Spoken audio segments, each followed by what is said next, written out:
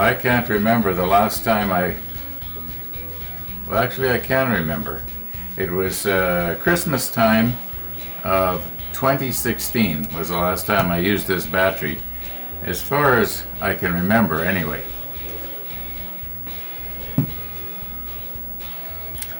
I'll explain about that in a minute.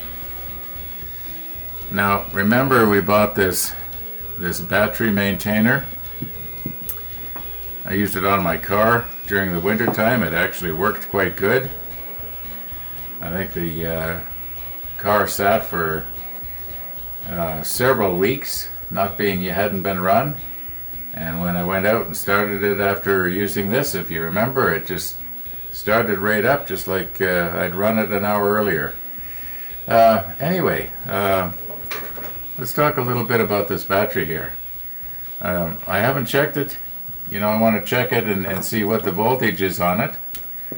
I doubt if it's 12 volts anymore. Oh, something interesting here. It says Japan Storage Battery Company, and then it says, probably can't read that, but it says made in Taiwan. Why didn't they call it the Taiwanese storage battery? Okay, here's the thing. The reason I've got this battery is because up until 2016, I used to take Greyhound bus to visit my mom in Kelowna.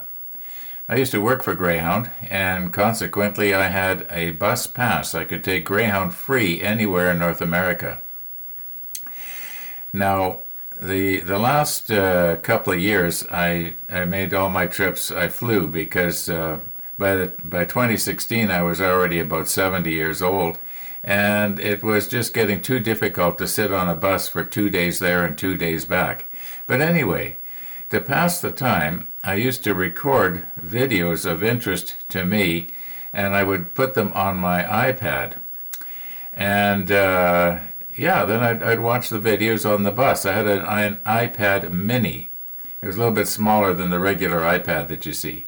I still got it and it still works, but I don't use it anymore. Anyway, this used to power my iPad all the way to Kelowna, and then I'd charge it up there and it would power it all the way back, and it'd help pass the time. Because, like I say, it's pretty tiresome sitting on a bus for 2 days.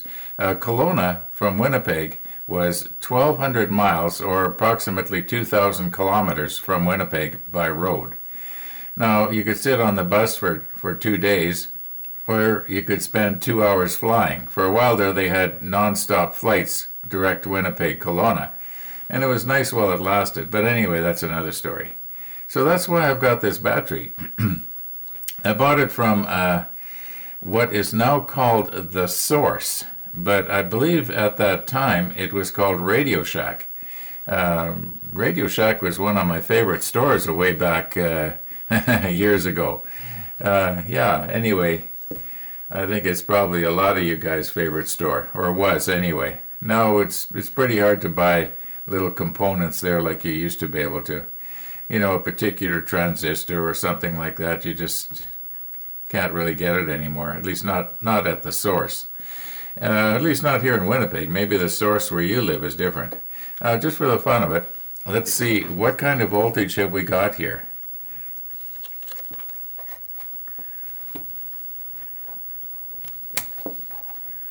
Okay, try and get this so you can read the voltage there. Can you read that all right?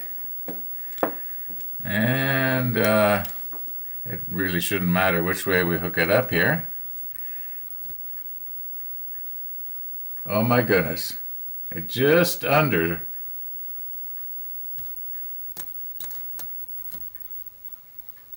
It's about 6 volts. Okay, so that might mean that this might not work as a charger, because I think it requires about 8 or 9 volts before it'll kick in. So we'll just give it a whirl here and see what's going to happen.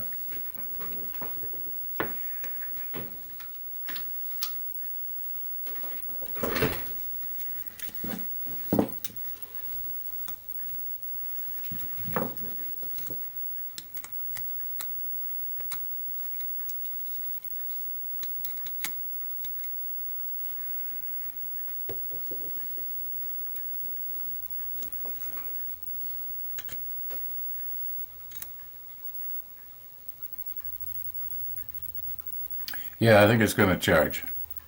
We'll just leave that on for a while. I realize that some of you are probably worried right now that that battery charger is going to burn out my little battery. Well, an ordinary battery charger probably would, but that battery charger or battery eliminator or whatever you want to call it wherever you live, battery maintainer maybe, well, it's not a battery eliminator. Anyway, it only puts out a maximum of 800 milliamps. That's only 8/10 of 1 amp. Most battery chargers, they'll put out like 3, 4, 10, 15, 20, amps. So I'm not too worried here. I will keep an eye on it though. If I notice it's starting to get, warm, then I'll maybe do something different. I used to use ordinary battery chargers on something like that, and what I would do is I'd put a 500 milliamp electric light bulb in between in the line, so that would sort of step it down. And well, I've been doing this for a long time. I kind of know what I'm doing. I only know enough maybe to get myself into trouble. Anyway. Some of you may be thinking to yourselves, what does this have to do with the model ship? Well, okay, we're getting the soldering iron today, all being well. And the soldering iron is for the photo etch. The photo etch is for the model ship. Now, the soldering iron apparently can also run off of 12 volts. At least I think it can. I just want to check it out and see. So that's what this is all about with the battery. Now, I just heard somebody say, hey, I saw a model ship down there in your workshop. Could I have a closer look? Well, for you, my friend, there it is. Now, today is also pizza day. And somebody's thinking, oh my goodness, we're never going to get onto this part here. Well, we will. But I've been looking forward to this all week. And I just calculated out, I weighed this thing, and it has 522 calories in it. Now, somebody's going to be thinking, now that's impossible, a small piece of pizza like that, how can it have, 522 calories? Well, what we've got here on the top is a slab of extra topping. It is solid meat and mozzarella cheese. So, it's probably twice as fattening as an ordinary slice this size. But like I say, I've been looking forward to it all week, and probably in about 2 hours or so, it's going to be in the microwave, and it's going to be gone. I've got to make myself a salad, too, to go with it. Anyway, now, let's stick on the macro lens and see if we can't do something here.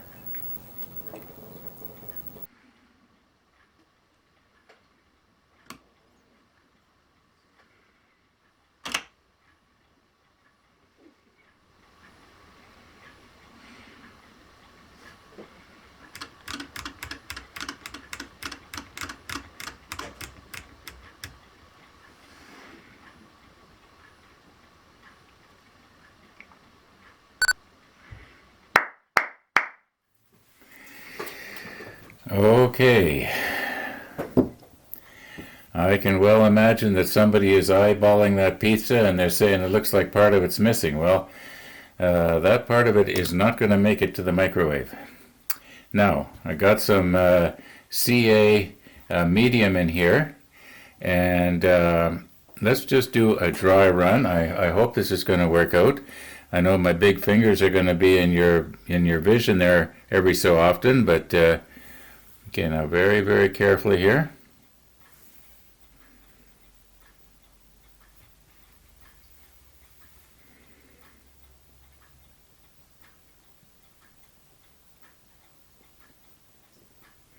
Okay, now my plan, just check the monitor. Yeah, everything's in scene there.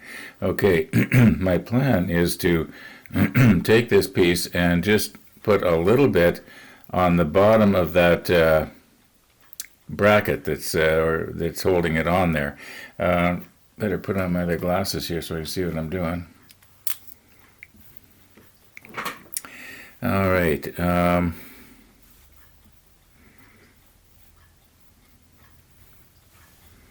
what would be the best way? Can I do it like this? Let's just try it. Let's see what happens here. Oh, I should be doing it down where you can see it, right? All I want to do is just get a little bit on there, just to make it so it's going to be kind of sticky.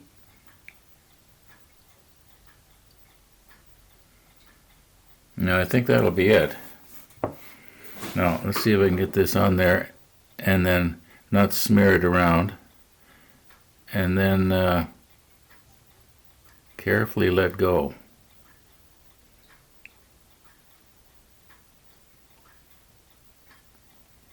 Come on. There we go. Now, I think if we just let me look straight down on it. Yeah, looks, maybe it could go this way just a little bit. Okay. Oh, you know what? I forgot to turn on the spotlight. I don't know if that's better or worse. A little bit better. Okay, I think it looks like, looking in the monitor right now, we could push it down just a little bit. See if I can push it down square.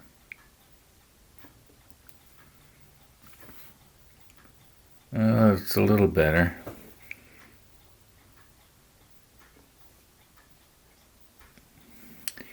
Yeah, I want this piece here to be on the same plane as everything else. In other words, when you're looking at it, it doesn't look crooked. Oops. Okay, let's just let it cure there, and then I'll reinforce everything later.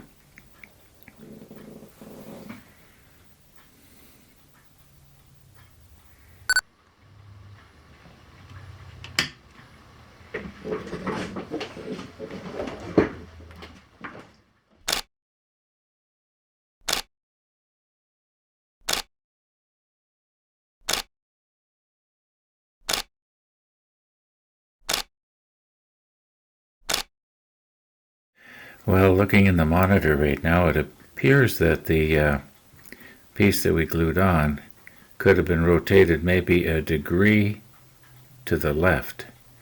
But you only notice that when you look straight down on it. When you're looking at it from the side or anything like that, it looks pretty good. Let's see if we can't reinforce it now. If I can just get a little bit in there, just on the...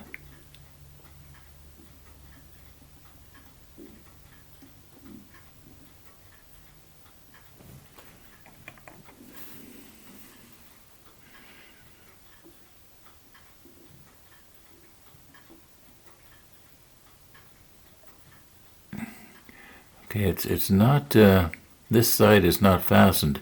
The other side is. But I'll just see if I can't just,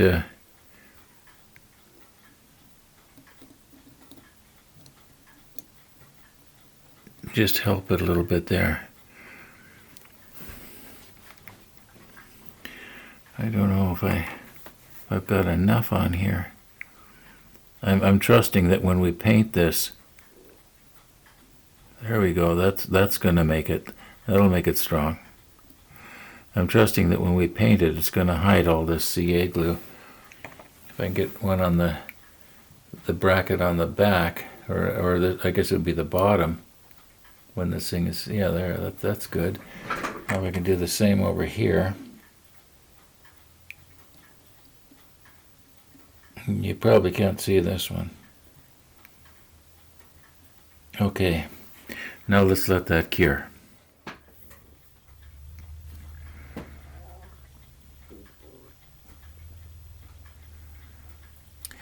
Now, you know how I like to be honest in my workshop videos, or in this case now it's my model ship videos. Well, I gotta tell you, now I know somebody's probably gonna think, oh, he broke it off and had to glue it back on. No, I gotta tell you this. The rest of that pizza never made it to the microwave either. We just got a message from Amazon. It's out for delivery. But will it be here in time for today's episode? Well, I kind of have my doubts right now because I'm looking at the clock and it's getting on in the afternoon already. Well, tomorrow. Okay. B10. Kind of an oddball looking piece, isn't it?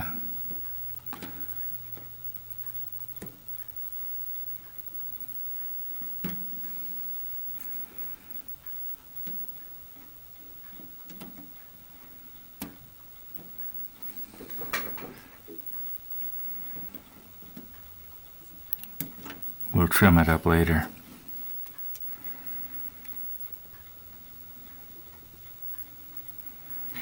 You know what? I think possibly the tripod is supposed to go in that.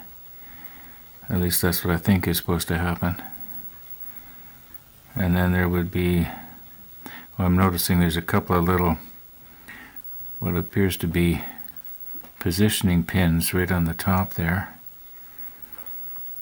At least I think that's what they are.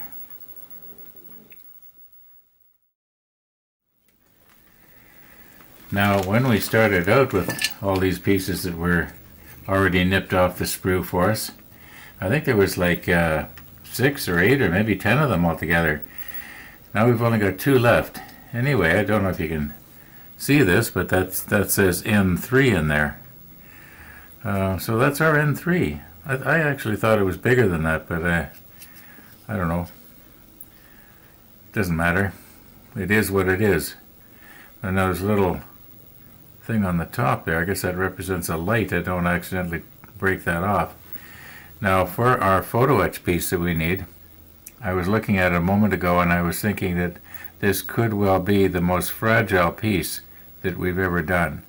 Not the smallest by any means, but maybe the most fragile. And I'll put them, well, maybe I don't need to put the macro lens on. Anyway, I'll move in and I'll show you why I think it's going to maybe give us trouble. Okay, now you can see this piece that I'm almost touching right there. Right now it's sort of in a vertical position. Like let's pretend that this piece is horizontal, like it is right here. Now this piece right here would actually be this right down here. It's like this one here. And it has to be twisted 90 degrees to what it is right now. And I believe it is supposed to be some sort of an antenna. It doesn't appear to attach to anything as far as I know. So I'm assuming that this is maybe an antenna. And I'm worried that this, you know what, I'm going to see if I can reposition just a little bit better here. And I'll show you this part right here. And yeah, I'm just really concerned about this.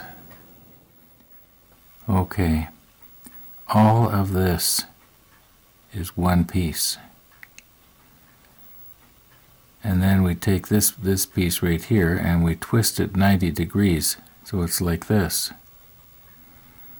And it just appears to me that it's going to be almost impossible to not bend crooked. I don't know what I can do about that. Now, remember we were talking about I thought those pins were for positioning holes. Well, you can see the 2 holes right there. And this somehow was supposed to go on the, I guess this photo etch has been sort of, you might call it embossed or something, or roughened, so it will stick when you glue it onto the plastic. That's the only thing I can think of. Makes sense to me anyway. I checked our battery a few minutes ago and it was up to 8.5 volts, 8.5. And I would have thought that by now, like it's a few hours already, and I would have thought by now it should be a little bit, almost up to 12. But it could be that that charger is so low, or so weak, and the battery was so low. It could be there's nothing wrong with the battery. I'll know tomorrow morning. By tomorrow morning, if it's not indicating at least 12 volts, I'll know there's something wrong with the battery. Now, as for our piece of photo etch here, we're going to have to get this tomorrow. I want to be able to take my time and be extra careful. So thanks for watching, everybody. And all being well, we will see you tomorrow. And all being well, our little soldering iron should be here.